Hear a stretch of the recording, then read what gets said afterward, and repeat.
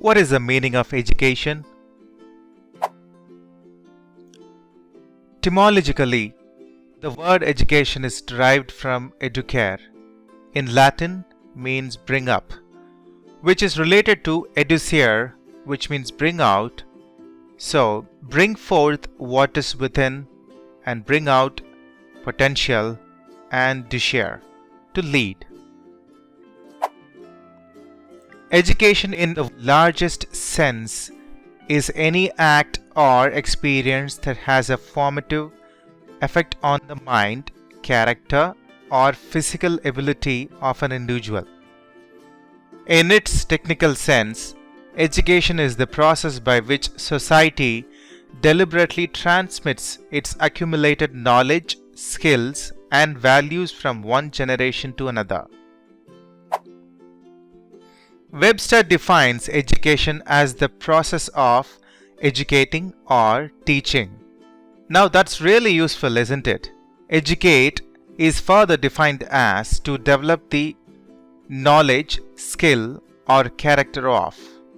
Thus, from these definitions, we might assume that the purpose of education is to develop the knowledge, skill, or character of students. In ancient Greece, Socrates argued that education was about drawing out what was already within the student. As many of you know, the word education comes from the Latin educere, means to lead out. At the same time, the sophists, a group of itinerant teachers, promised to give students the necessary knowledge and skills to gain positions within the city-state. Thus, we see that there are different views and understandings of the meaning of the term education. In modern times, it has acquired two different shades of meaning, namely, an institutional instruction given to students in school, colleges, formally, and a pedagogical science studied by the student of education. Can you memorize what is the meaning of education?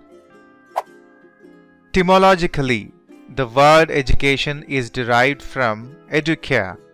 In Latin, it means bring up, which is related to educere, which means bring out.